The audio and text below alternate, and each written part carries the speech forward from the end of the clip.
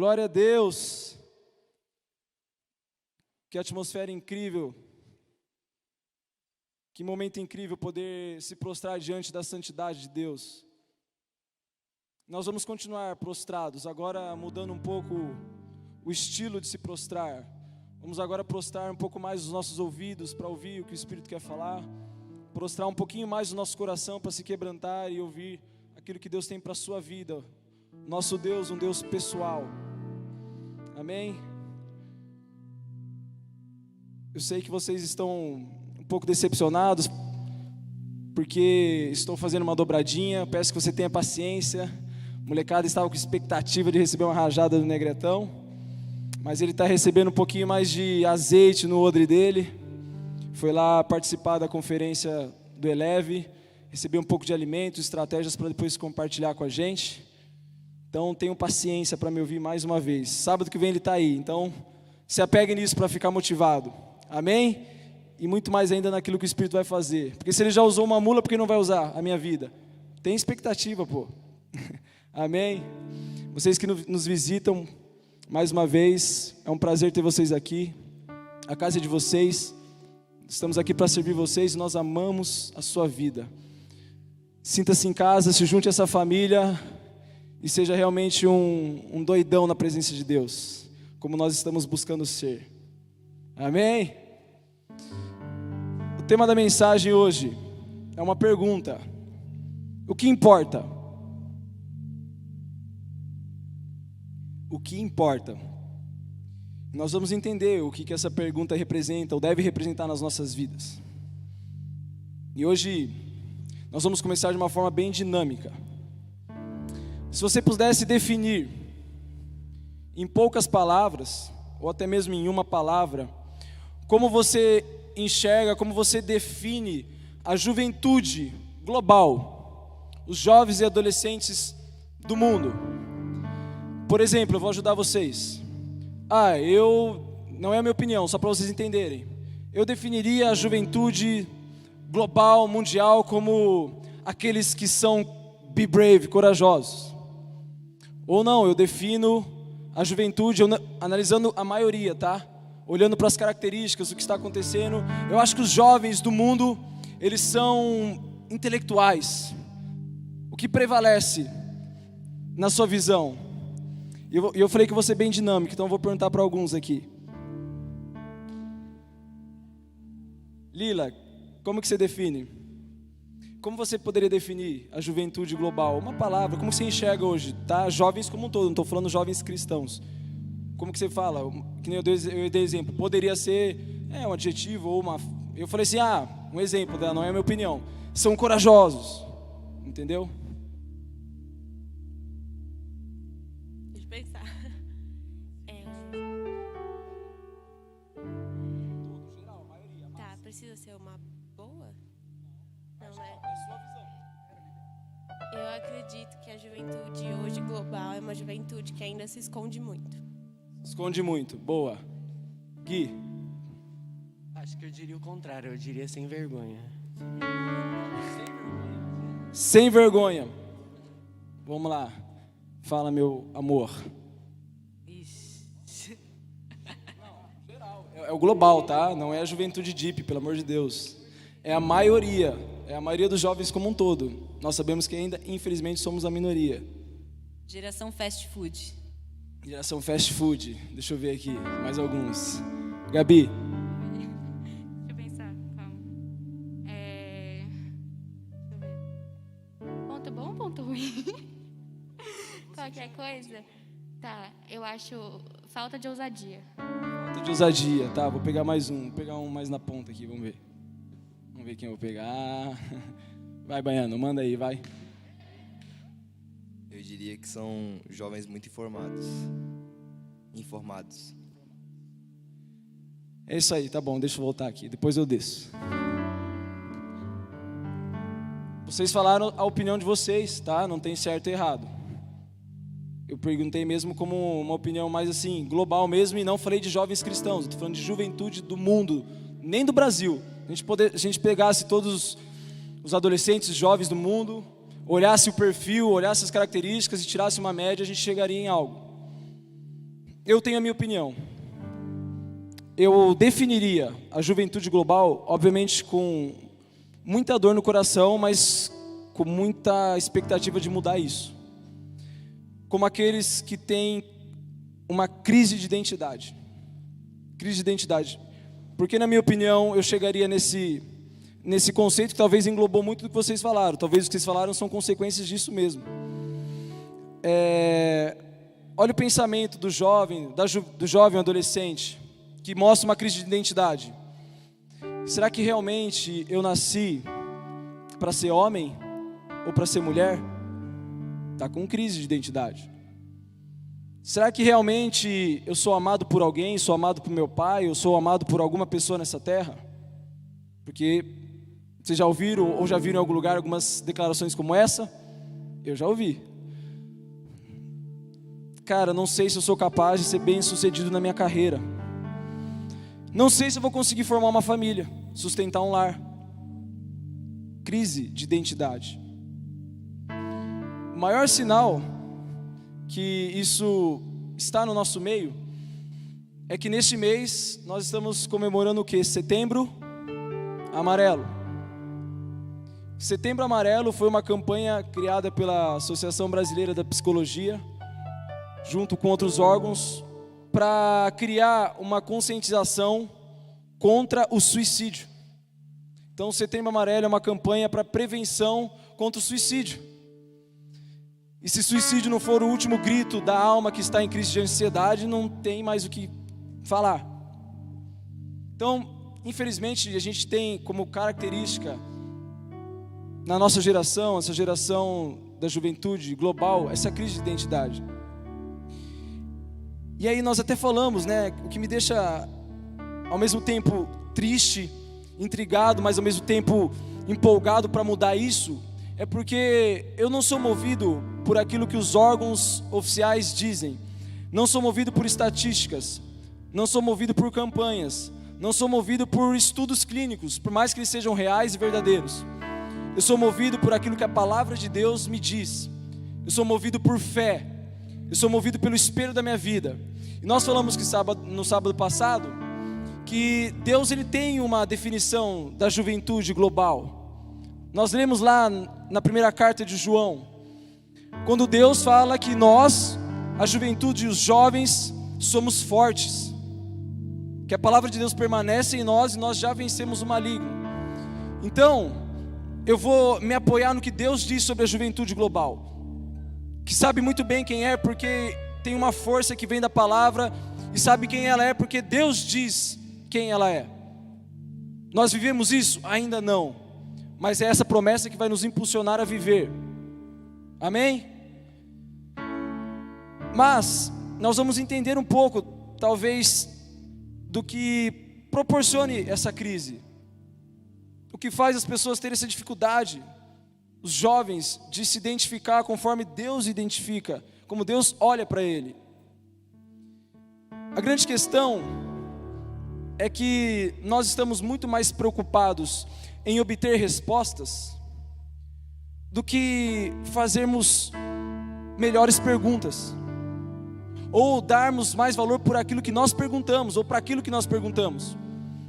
A gente quer muitas respostas, mas não são elas importantes, porque o que vai definir é a pergunta. Então, por isso que eu comecei com uma pergunta, porque essa pergunta vai mudar muitas coisas na sua vida. Vamos pensar nos exemplos, como a resposta ela não é tão importante, porque se a pergunta não for a pergunta certa, a resposta vai ser a resposta errada. Vai ter a resposta, mas a resposta errada. Por exemplo, olha lá, agora vamos trazer para o nosso jovem cristão. Ele está lá no seu momento com Deus, no seu tete a tete, trocando uma ideia com o papai. E aí ele começa a fazer umas perguntas. E aí ele faz uma pergunta que talvez não é a pergunta certa. Por exemplo, pai, esse menino, esse jovem, essa adolescente, essa moça, é a pessoa certa para eu começar a namorar? Olha a sua pergunta. Mas para a estação da sua vida, talvez a pergunta certa seria: pai, é para eu começar a namorar? E não perguntar se é a pessoa, mas é para eu começar a namorar quem quer que seja? É a estação de me relacionar com alguém agora? É a estação para que com 15, 16 anos eu já defina quem é meu futuro marido ou minha futura esposa? Porque essa é a visão do namoro cristão, não é a visão do namoro do mundo, tá? Estamos falando a nossa linguagem. Porque você vai conversar com seu amigo, ele vai trocar de namorada a cada um mês, ou sua amiga, porque na visão dela, namoro é só um compromisso mais sério. É só para não dar muita palhaçada com a pessoa que está ficando. Mas isso é a forma do mundo e nós não nos conformamos com ela. Nós estamos focados na palavra que transforma e nos faz ser fortes. Então a pergunta errada vai te dar a resposta errada. Mais um exemplo. Pai, nossa, eu estou um tempão orando para que a minha família, para que os meus pais aqui em casa se convertam. Nossa, eles têm o coração tão duro. Quando isso vai acontecer? Quando na verdade a pergunta deveria ser: pai, as minhas atitudes aqui em casa estão parecidas com a de Jesus? Eu estou imitando Jesus aqui dentro para que com isso os meus pais sejam impactados por Ele, falam: eu quero viver isso, porque Ele alcançou meu filho, mudou meu filho ou a minha filha e eu quero viver isso. Então vocês entendem como uma pergunta ela pode mudar toda a circunstância, a forma como você enxerga a circunstância, a forma como você vai entrar em determinada circunstância. Eu vi uma vez o Steven Furtick falando, que é o pastor fundador da Elevation, que ele percebeu que ele estava crescendo no relacionamento dele com Deus, quando ele parou de ficar se importando com mais respostas e ele começou a fazer melhores perguntas, porque Deus foi conduzindo ele para essa maturidade.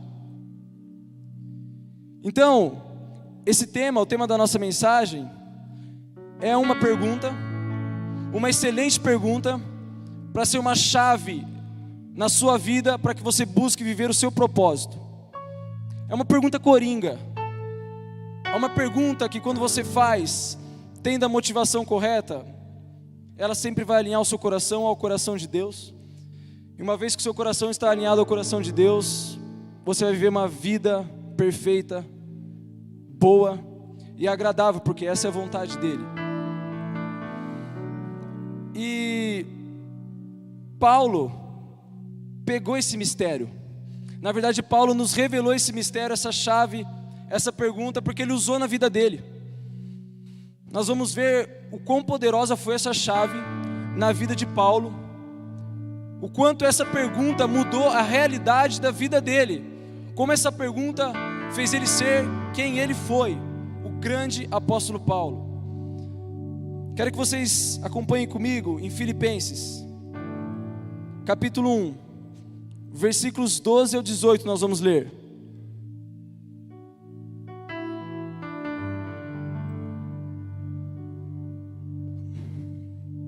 Antes de começar a ler o texto, eu quero trazer o contexto dessa carta que Paulo estava escrevendo à igreja que estava lá na cidade de Filipo, os filipenses.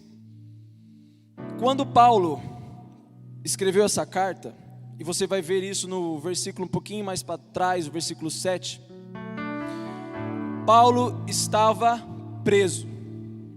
Lá no versículo 7 ele fala: olha, estando eu preso a essas correntes, eu quero trazer algumas verdades para vocês. Então entenda o contexto em que Paulo escreveu essa carta. Assim como outras cartas, essa é uma carta em que ele escreveu preso, num lugar, um ambiente de prisão. Inclusive estava acorrentado, seus pés acorrentados, estava sendo tratado como um preso. Então vamos contextualizar. Imagine você no lugar de Paulo, em uma das penitenciárias desse Brasil. Obviamente que você está lá porque se instaurou uma perseguição ao cristianismo, não porque você é uma pessoa que cometeu um crime, porque foi o que aconteceu com Paulo. Então de repente, vamos imaginar, o Gui estava aqui em Bauru, pregando o evangelho nas ruas, instaura aí um comunismo no país, e os caras falam: cara, você não pode mais falar dessa sua ideologia, esquece Jesus, senão você vai ser preso. E aí o Gui olha e fala: cara, nada pode calar a voz de um adorador, e nada pode brecar o avanço da igreja. Se você me matar, o evangelho vai continuar, então pode me prender. E aí prendem o Gui, ele vai para a cadeia, está na penitenciária com um monte daqueles presos que realmente tinham cometido atrocidades, presos que ainda estavam doentes, então estavam com o coração de ira, maldade e raiva. E aí o Gui lá na cadeia decide escrever uma carta para o Dip, preso, sendo ameaçado pelos presos, talvez tendo tomado uns cola lá na cadeia, dormindo com 140 homens numa mesma cela, talvez dormindo no chão. E aí ele vai escrever uma carta. Então, para vocês entenderem o contexto em que Paulo estava, guardadas as proporções da época, escrevendo. E aí vamos ver o que ele escreve. Ele começa dizendo: quero que saiba, irmãos, que aquilo que me aconteceu, cadeia, açoites, naufrágios, tem antes servido para o progresso do evangelho. Como resultado, tornou-se evidente a toda a guarda do palácio de César e a todos os demais que estão na prisão por causa de Cristo. E a maioria dos irmãos, motivados no Senhor pela minha prisão, estão anunciando a palavra com maior determinação e destemor. É verdade que alguns pregam a Cristo por inveja e rivalidade, mas outros o fazem de boa vontade. Estes, os que fazem de boa vontade, o fazem por amor, sabendo que aqui me encontro para a defesa do evangelho. Aqueles que pregam a Cristo por ambição egoísta, sem sinceridade, pensando que me podem causar sofrimento enquanto estou preso, aí a chave na vida de Paulo.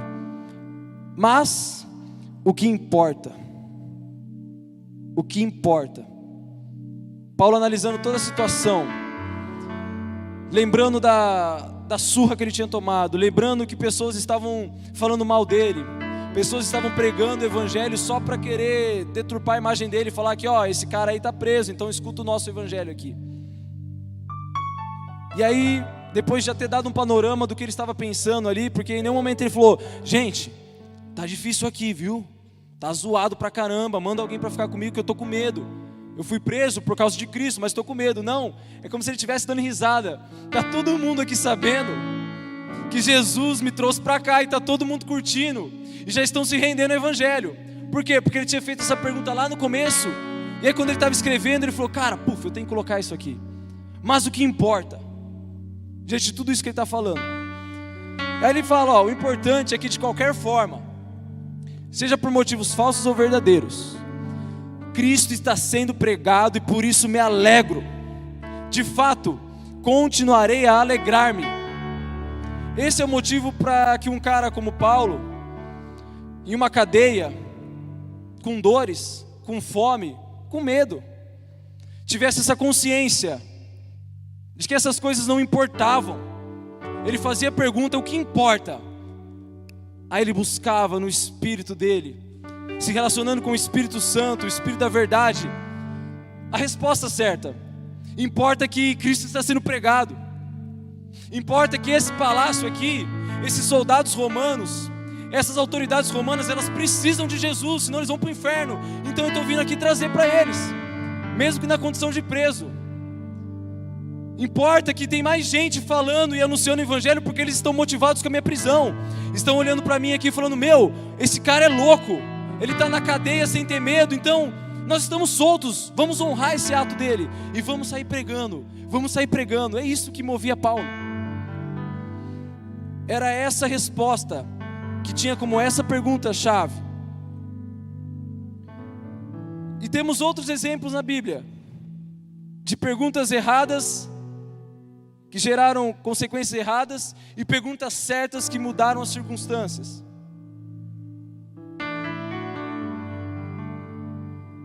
Moisés, o grande Moisés, figura conhecidíssima no meio do cristianismo, no meio da história da igreja, no meio da história do povo de Deus. Lá em Êxodo 4, nos versículos 1 e 2, quando Moisés ele tem a revelação de Deus, através daquela sarça ardente, quando Deus chama Moisés, fala sobre o seu chamado, começa a falar o que queria fazer, Moisés entra em crise, porque realmente era algo muito grande para um homem pequeno, mas até Moisés entender que esse Deus imenso estava chamando ele, porque ele mesmo iria capacitar, ele ficou numa crisezinha de perguntas e respostas. E olha que interessante, no versículo 1 do capítulo 4 de Êxodo, Moisés está conversando com Deus e fala: olha aí, a pergunta errada. E se eles não acreditarem em mim, nem quiserem me ouvir e disserem: o Senhor não lhe apareceu? Ó a pergunta: e se eles? Ele ainda não tinha entendido quem estava diante dele. Aí Deus, como um pai amoroso, entendendo as dificuldades, ele responde: Moisés, o que é isso na sua mão? Entende? Deus responde, na verdade, com uma pergunta. A pergunta que importava para o momento: o que é isso na sua mão, Moisés? Ele olha: uma vara. Primeira coisa que Deus está fazendo: Moisés, não se preocupe com o amanhã, com o depois. Tire esse e se, essa condição. Não se preocupe com os outros. Vamos ver o agora, aquilo que seus olhos já estão vendo. O que é isso na sua mão? É uma vara. Joga ela no chão. Tá bom. Jogou no chão, puf, vira uma serpente. Aí o bagulho esquenta. Deus estava mostrando para ele: Moisés, eu só estou dando algumas pitadas de quem está te chamando. É o Deus que fez essa simples vara virar uma serpente. Pega ela pelo rabo aí. Pegou, virou de novo um cajado. Deus estava dando uma pergunta melhor para ele: não se preocupe com o que eles vão pensar, com o que eles vão fazer. Se preocupe em ver o que está acontecendo aqui. Se preocupe em sentir e receber o que está acontecendo aqui. O eu sou está te enviando, o eu sou está transformando, e o eu sou vai fazer. Se preocupe com isso. Muitas vezes nós nos encontramos na situação de Moisés. A gente dá muito mais valor nas nossas perguntas para a opinião pública.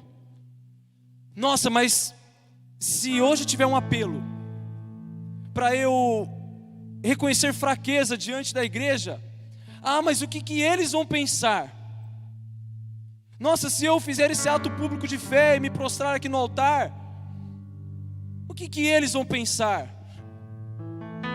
Quando na verdade você deveria fazer outra pergunta: espera aí, eu quero curar o meu coração dessa fraqueza, eu quero curar essa dor de alma, eu quero saber minha identidade. Então Deus, hoje publicamente eu me prostro diante de você, não diante de um homem, diante de você. E o que importa? Importa que você vai me tocar, e não importa o que as pessoas vão ver. Se só tiver eu aqui nesse apelo, não interessa, porque eu não estou indo porque eu estou preocupado com a opinião dos outros. Eu estou indo porque eu estou sentindo a tua presença, e eu estou sabendo que Jesus está aqui, e se Ele está aqui, Ele vai me curar. Eu estou fazendo igual a mulher de fluxo de sangue, que no meio da multidão ela não estava nem aí, ela nem sabia se ia ser curada, mas ela mentalizou pela fé: cara, eu preciso tocar nas vestes de Jesus. Se eu tão somente tocar, vou ser curada. Aí foi lá, todo mundo batendo nela, empurrando: sai daqui, sua imunda, sua nojenta. E ela vai, tipo, o que importa? Sou nojenta mesmo, não estou nem aí. Sou imunda, não estou nem aí. O que importa é eu tocar nele. E ela vai e toca nele, e recebe a cura. Então a pergunta para ela foi: o que importa? Importa eles me xingarem mais uma vez de imunda? Importa mais uma vez eles tentarem me segurar? Não. O que importa é eu ser curada por aquele que tem curado os enfermos. Essa é a pergunta que tem que prevalecer. É tirar o e se, tirar a opinião dos outros e pensar na opinião de Deus para você. É isso que importa. Tudo que você fizer, coloque essa pergunta-chave: o que importa? O que realmente tem importância para esse momento, para essa circunstância? Se for para reconhecer fraqueza, para ser curado, é isso que importa, a cura de Deus na minha vida. Se tiver que passar vergonha para anunciar o evangelho nas ruas, nos bares, na minha escola, no meu trabalho, na minha faculdade, se for para ser zoado, para ser zoada, o que importa? Que Jesus está sendo pregado. Se dessas 10 pessoas que me zoarem, uma delas for alcançado, e isso é o que importa. Um pecador se arrepender, se converter e alcançar a salvação, é isso que importa. Essa pergunta. Porque quando a gente faz essa pergunta e começa a enxergar a resposta, na perspectiva eterna, nós começamos a andar com as lentes de Cristo. Porque era o que movia o coração de Jesus. Quantas e quantas acusações Jesus ouviu? Vinha lá os religiosos. Eu sei porque você está expulsando os demônios. Eu sei porque você está libertando. Porque você é filho de um deles. Você é filho de Beelzebu. Aí Jesus dá risada. Fala, puxa, sério mesmo? Então acho que a gente vai ter que sentar e conversar, porque eu estou lutando contra. Se eu sou filho de Satanás e estou expulsando a galera dos lugares, então eu acho que eu sou um traidor. Aí os caras ficavam meio assim. Ué? Porque o que importava para Jesus era cumprir o propósito eterno. Era anunciar o reino, pregar a salvação, preparar 12 para que a mensagem chegasse aos confins da terra, morrer numa cruz para redimir a humanidade, ressuscitar para mostrar que a morte não o parou e que ele já venceu a morte, e falar, ei, Machado, coisas maiores você vai fazer, não somente essas, e não importa o que você vai viver, não importa, Machado, não importa, Lívia, que vocês tenham que ir para o Paquistão, quando eu chamar vocês para lá, porque vocês vão para lá no momento em que vai estar tendo uma crise política no país. Isso vai dar um pouco de medo em vocês, porque o medo da morte vai falar mais alto. Mas pode deixar que eu estou enviando vocês, assim como enviei Jonas para Nínive. E quando chegar a hora e vocês tiverem que ir para o Paquistão, anunciar as boas novas, manifestar o reino, eu vou estar com vocês, é isso que importa. E se por um acaso eles matarem o corpo de vocês, vocês já estão mortos para o seu eu e vivos para mim. É isso que importa. Então quando eu chamar vocês, não olhe para as circunstâncias, faça essa pergunta, o que realmente importa? Importa que ele cresça e eu diminua. Importa que Cristo está sendo pregado, ainda que seja através da nossa morte.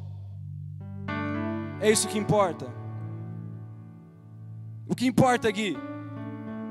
Importa as pessoas reconhecerem que você tem fragilidade na sua alma, que você tem instabilidade das emoções, mas que o seu coração nunca perdeu a paixão pela presença, e que Deus vai aperfeiçoar o poder dele na sua fraqueza, como fez com Paulo.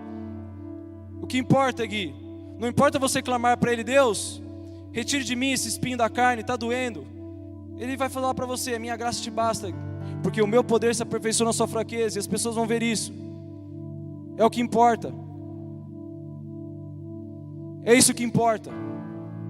É a pergunta certa que vai trazer o destino correto, a resposta correta.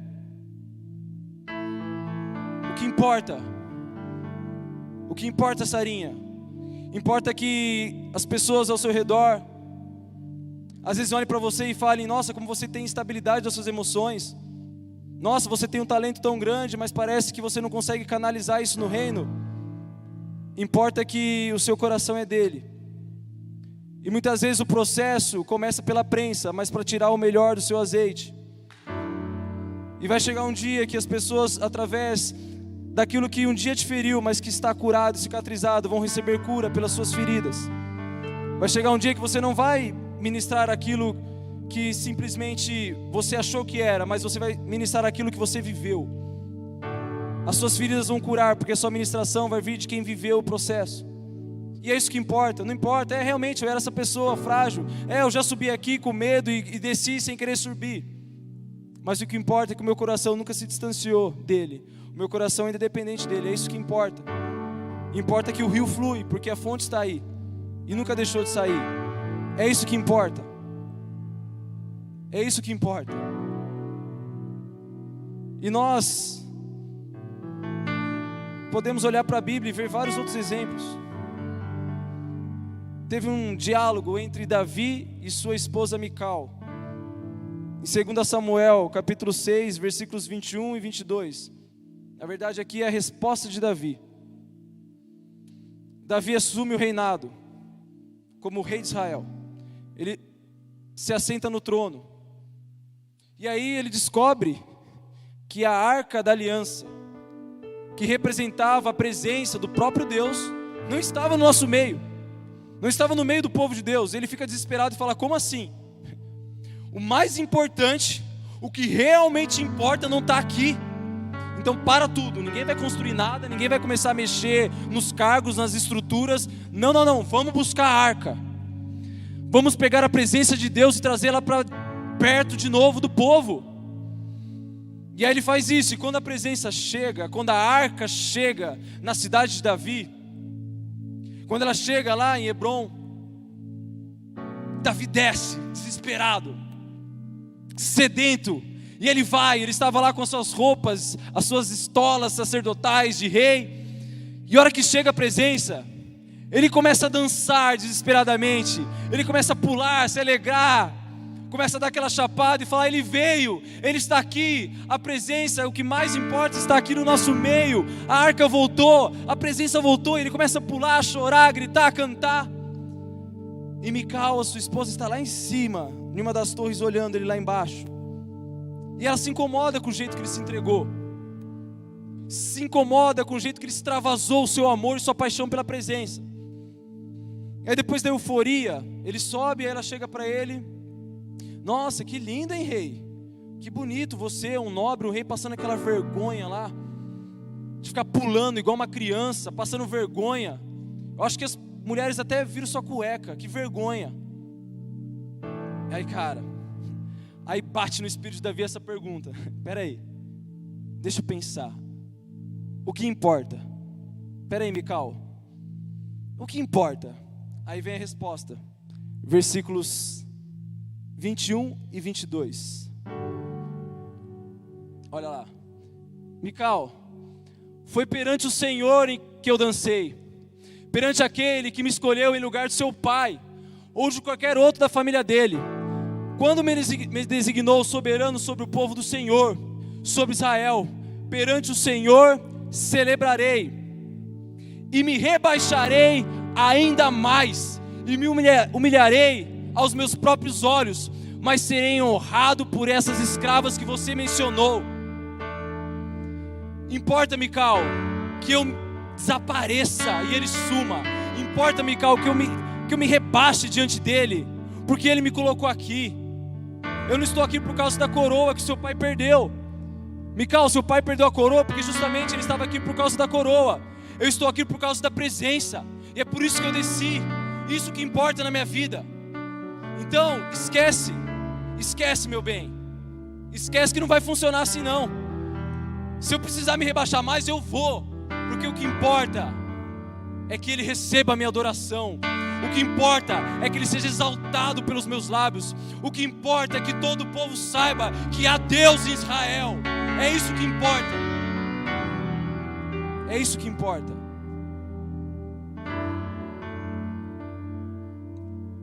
Temos vários outros exemplos, mas eu quero finalizar com algo que vai inspirar. Talvez você até tenha ouvido esse testemunho, essa história incrível desses avivalistas, mas eu preciso dizer, porque eu tenho certeza que esses caras, esses jovens, trouxeram essa pergunta-chave antes de dar a resposta para o chamado deles. O louvor já pode subir. É a história dos irmãos moravianos.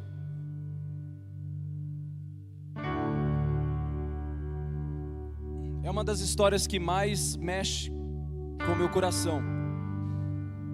É algo assim que eu não consigo entender. Eu olho toda vez para essa história e vejo o quanto eu estou distante de alguém que realmente está dando tudo para Jesus. Esses dois jovens de 20 anos de idade são alcançados por um avivamento que estava varrendo ali a Alemanha. E aí, quando chega nos povos morávios, eles são alcançados, são avivados, são batizados no Espírito, começam a mudar o seu estilo de vida, começam a abandonar o pecado, começam a viver uma metanoia, ficam apaixonados por Jesus todos os dias, querendo mais e mais dele. Aí de repente eles ficam sabendo que no leste da Índia, em uma determinada ilha, existe um senhor, um proprietário, que escravizou mais de 2.000 escravos africanos. Tinha 2.000 homens que foram arrancados da África, do seu país, levados para essa ilha no leste da Índia, escravizados lá, e que não conheciam a Jesus. E aí os dois começam a falar, a ouvir sobre isso. Um olha para o outro, fala: cara, 2.000 pessoas, 2.000 escravos, nós nem sabemos se tem mais que isso. Se de repente foram levados escravos, eles vão proliferar e crescer. Não sabemos se tem também pessoas na casa desse proprietário, mas nós sabemos que tem pessoas que não conhecem a Jesus e precisam conhecer. Aí eles batem um fio, obviamente pelo meio de comunicação da época, e falam com esse dono da ilha: ô tiozão, é o seguinte, a gente precisa muito pregar o evangelho para esses escravos. A gente quer muito ir aí, e nós estamos nos expondo a ir como missionários. E aí o cara olha para ele, dá uma risadinha e fala: vocês estão de brincadeira, não vai entrar ninguém aqui para pregar nada, não vai entrar nenhum missionário, nenhum padre, nenhum pastor, nenhum bispo, nada. Você é louco? Aqui é trabalho. Aí eles falam: beleza, não entra ninguém para anunciar o evangelho, não entra nenhum missionário aí, nada. Não. Mas você está recrutando escravo ainda? Depende do valor. Não. Você não precisa pagar nada. Você só está aceitando pessoas para te servirem como escravos? Claro, lógico. Então eu e meu amigo estamos indo aí como escravos para sempre, para servir você. Beleza? 20 anos de idade. E aí ele fala: beleza, vem, mas eu não vou nem pagar a passagem de ida. Se vira. Aí eles dão um jeito, vendem tudo que eles têm, compram a passagem, avisa a família. E agora vamos lá. Nós precisamos ser humanos e realistas. O que será que a mãe falou? O que será que o pai falou? Porque eles nunca mais voltariam. O que será que os amigos falaram? Inclusive os amigos da igreja. Será que falaram para eles: nossa cara, vocês são demais, avivalistas? Ou falaram para eles: mano, você é louco, não precisa, intercede por aí, manda anjo daqui para lá que vai, sei lá.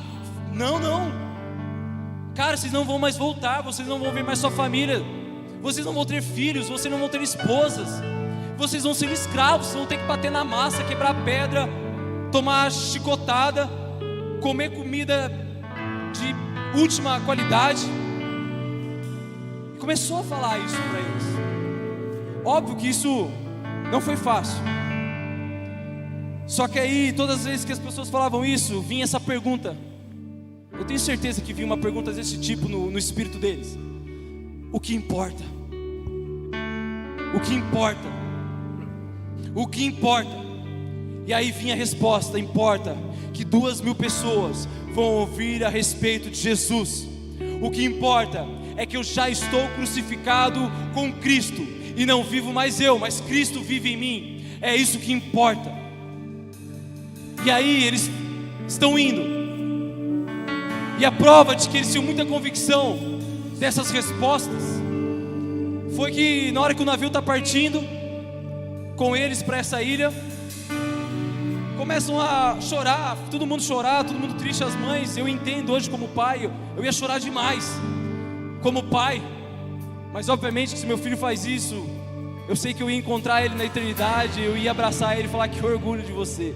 E ele ia me mostrar: pai, olha o tanto de gente que eu trouxe para o céu aqui, lembra daquele esquema doido lá? Olha aqui, 5.000 pessoas aqui com a gente, 5.000 pessoas aqui no banquete com a gente, sentado com Jesus. E aí a última frase que eles falam no navio, quando estão esperando alguma coisa do tipo: para, ei comandante, ei, para, vamos voltar, a gente não quer mais, a gente está com medo. Eles falam o oposto. Eles declaram que o cordeiro que foi imolado receba a recompensa do seu sacrifício. Meu Deus, essa é a última frase que eles falam. O que importa que o cordeiro receba a recompensa pela sua morte na cruz, que o Cordeiro receba a sua recompensa por ter sofrido na cruz. O segredo é isso: fazer a pergunta correta, para que você tenha a resposta certa. Então se preocupe em ter melhores perguntas para Deus, e não simplesmente ficar buscando respostas. Desenvolva um relacionamento íntimo com o Espírito Santo, para que você viva tudo isso e muito mais.